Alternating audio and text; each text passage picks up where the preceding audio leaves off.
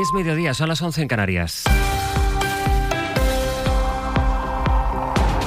Los bancos españoles han perdido casi 60.000 millones de euros en depósitos desde que empezaron a subir los tipos de interés hace un año, desde que empezó a encarecerse el precio del dinero, y estos mismos bancos decidieron no trasladar el beneficio a los ahorradores. Toñi Fernández. Los hipotecados pagan más por el dinero que les presta el banco, pero los ahorradores no ganan más, o al menos no tanto más, por el dinero que tienen depositado en esos bancos, y eso ha empujado a familias y empresas a buscar otras opciones para rentabilizar sus ahorros. Jordi Fábrega. Según el Banco de España, el volumen de depósitos que tienen los bancos españoles se ha reducido sustancialmente desde julio del año pasado, que es cuando el Banco Central Europeo empezó a subir los tipos de interés. Pasado un año, los bancos tienen 57.500 millones de euros menos en estos productos. Las familias han reducido unos 20.000 millones su dinero en depósitos y las empresas en otros 15.000 millones.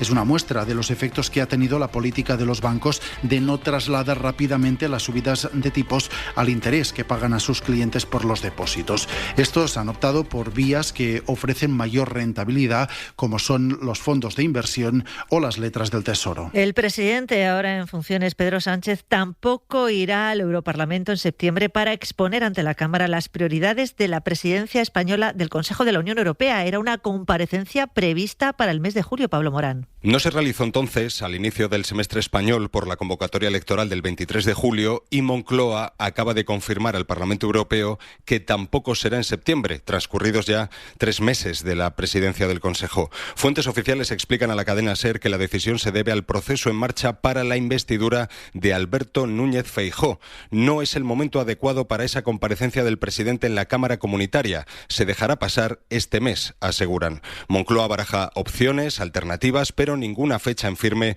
para esa comparecencia, que se hará. Mantienen que será Sánchez quien cumpla ese compromiso. Si no, alguien irá para dar opción a los europarlamentarios a plantear sus cuestiones sobre la presidencia española. Solo 1 de cada 3 niños en Ucrania pueden acudir a la escuela de manera presencial. Tras 18 meses de guerra, los pequeños ucranianos presentan retrasos no solo en materias clásicas como las matemáticas, sino también en el uso de su propia lengua, de su propio idioma. Ampliamos, Antonio Martín. Así lo detalla hoy UNICEF, la agencia de la ONU para la infancia, que ha entrevistado a profesores en el país. 1/3 de los niños y niñas, hablamos de más de 2 millones, solo puede recibir clases online, y 2 de cada 3 en edad preescolar ni siquiera puede ir tampoco a la escuela. Más de 2.600 colegios han resultado dañados por las bombas de Rusia. La directora de UNICEF para Europa y Asia Central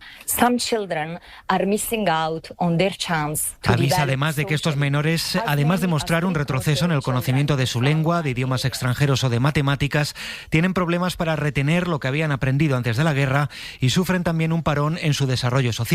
También los niños refugiados en otros países, en España casi 40.000 fueron escolarizados el pasado curso, sufren retrasos por la dificultad para adaptarse al idioma y a la nueva cultura del país de acogida. La gran compañía mundial de comercio online, Amazon, amenaza con despidos a los trabajadores que quieren justo eso, trabajar online, y que de hecho ya han ido a la huelga por este motivo. Nieves Goicoechea.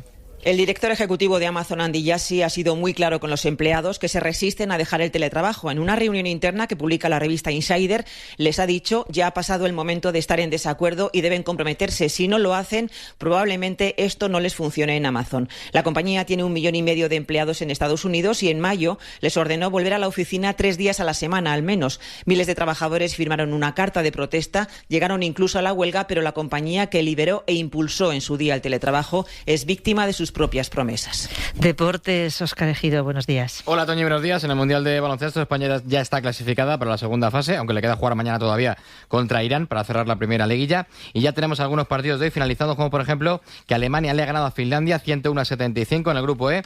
Del grupo A está en juego la Angola 65, República Dominicana 73, están en el último cuarto. Y en el grupo D no se juega nada, en el Egipto 71, México 51 en el tercer cuarto de partido. Además, cuarta etapa de la Vuelta Ciclista a España entre Andorra la Bella y Tarragona, recorrido de 185 kilómetros y 2 puertos de la tercera en la parte final del recorrido. Y en el US Open, Carlos Alcaraz debuta la próxima madrugada, lo va a hacer frente al alemán Dominic Koepfe, 75 en la ATP, y esta madrugada el murciano ha perdido el número 1 del mundo tras la victoria de Djokovic. Pues sigue Hoy por Hoy con José Luis Sastre. Volvemos con más información en menos de una hora.